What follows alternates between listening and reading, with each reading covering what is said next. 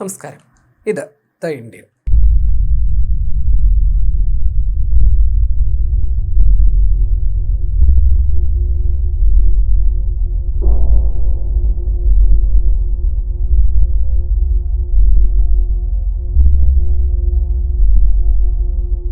ഇസ്രയേലിന്റെ അയൺ ഡോമിന്റെയും ഇന്ത്യയുടെ S-400ന്റെയും ഒക്കെ പ്രാധാന്യം ഇനി എടുത്തു പറയേണ്ടുന്ന ഒരു കാര്യമല്ല. അടുത്തിടെയുണ്ടായ സംഘർഷങ്ങളിലെല്ലാം തന്നെ ഇതിന്റെ പ്രസക്തി അല്ലെങ്കിൽ പ്രാധാന്യം നമ്മൾ കൃത്യമായി തന്നെ മനസ്സിലാക്കിയതുമാണ്. പൃഥ്വി, ആകാശ് തുടങ്ങിയ വ്യോമ പ്രതിരോധ സംവിധാനങ്ങളും ഇന്ത്യയുടെ പ്രതിരോധ മേഖലയിലെ കരുത്താണ്. എങ്കിലും മേഖലയിലെ വളരുന്ന സൈനിക പ്രതിസന്ധികളെ നേരിടാൻ കുറെ കൂടി കരുത്തുറ്റ സംവിധാനങ്ങൾ വളർത്തിയെടുക്കേണ്ടതും രാജ്യത്തിന്റെ ആവശ്യമാണ്. ഇതിന്റെ ഭാഗമായി ഇന്ത്യൻ കരസേന തദ്ദേശീയമായി വ്യോമ പ്രതിരോധ ശേഷി വർദ്ധിപ്പിക്കുന്നതിനായി ഏകദേശം 30,000 കോടി രൂപയുടെ അനന്ത് ശാസ്ത്ര മിസൈൽ സംവിധാനം ഒരുക്കുകയാണ്. Defence research and development organisation വികസിപ്പിച്ച അനന്ത് ശാസ്ത്ര മിസൈൽ സിസ്റ്റം വാങ്ങാൻ ഇന്ത്യൻ സൈന്യം സർക്കാർ ഉടമസ്ഥതയിലുള്ള ഭാരത് ഇലക്ട്രോണിക്സ് ലിമിറ്റഡിനാണ് ടെൻഡർ നൽകിയിരിക്കുന്നത്. Quick reaction surface to air missile system എന്നറിയപ്പെടുന്ന മിസൈൽ സംവിധാനമാണ് അനന്ത് ശാസ്ത്ര. റിപ്പോർട്ടുകൾ പ്രകാരം അനന്ത് ശാസ്ത്രയ്ക്കായി 30,000 കോടി രൂപയാണ് ചെലവ് പ്രതീക്ഷിക്കുന്നത്. ഈ വാർത്ത പ്രതിരോധ മേഖലയിലെ ഓഹരികൾക്കും വലിയ ഉണർവുകൾ നൽകി.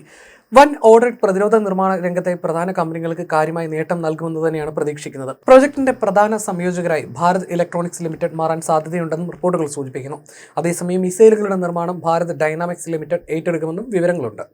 3 റെജിമെന്റുകൾ വാങ്ങുന്നതിനുള്ള നടപടികൾ ആണ് ആരംഭിച്ചിരിക്കുന്നത്. ഏകദേശം 10,000 കോടി രൂപയാണ് ഇതിനായി മാത്രം ചെലവ് വരുന്നത്. പുതിയ പ്രതിരോധ സംവിധാനം അതിവേഗം നീങ്ങാൻ കഴിവുള്ളതും വിവിധ ഇനം വ്യോമാക്രമണങ്ങളെ ചെറുക്കാൻ പ്രാപ്തവുമാണ്. ഇത് ഇന്ത്യൻ വ്യോമ പ്രതിരോധ ശേഷിക്ക് വലിയൊരു മുതൽക്കൂട്ടാകുമെന്ന് പ്രത്യേകം എടുത്തു പറയേണ്ടുന്നതില്ല. നിലവിലെ സാഹചര്യത്തിൽ രാജ്യത്തിന്റെ അതിർത്തികളിൽ വർദ്ധിച്ചു വരുന്ന സൈനിക പിരിമുറുക്കങ്ങൾക്കിടയിൽ ഇത്തരം പ്രതിരോധ സംവിധാനങ്ങളുടെ പ്രാധാന്യം വളരെ വലുതാണ്. തുടക്കത്തിൽ അനന്ത് ശാസ്ത്ര വ്യോമ പ്രതിരോധ സംവിധാനത്തിന്റെ 3 റെജിമെന്റുകൾ വിന്യസിക്കാനാണ് സൈന്യത്തിന്റെ പദ്ധതി.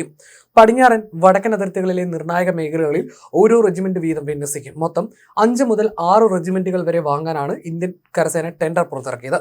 പ്രതിരോധ മന്ത്രാലയം ഇതിനായിട്ടുള്ള ടെൻഡർ നടപടികൾ ആരംഭിച്ചിട്ടുണ്ട്. വിവിധ പ്രതിരോധ നിർമ്മാണ കമ്പനികളും ഇതിൽ പങ്കാളികളാകുമെന്നും വിവരമുണ്ട്.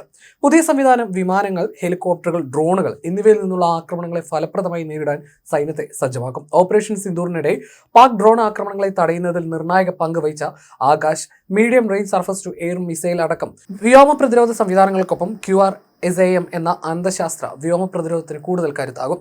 ലക്ഷ്യങ്ങൾ തിരഞ്ഞു കണ്ടെത്താനും ട്രാക്ക് ചെയ്യാനും പ്രത്യേക കഴിവും അനന്തശാസ്ത്രയ്ക്കുണ്ട്. കൂടാതെ അതിവേഗം കൗണ്ടർ ആക്രമണങ്ങൾ നടത്താനും സാധിക്കും. ഏകദേശം 30 കിലോമീറ്ററാണ് ഇതിന്റെ ദൂരപരിധി.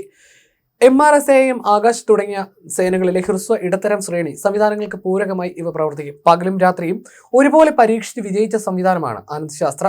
നിലവിലെ വ്യോമ പ്രതിരോധ സംവിധാനങ്ങളിൽ നിന്ന് വ്യത്യസ്തമായി അനന്തശാസ്ത്ര 8x8 ഹൈ മൊബിലിറ്റി വാഹനങ്ങളിൽ ഘടിപ്പിക്കാം.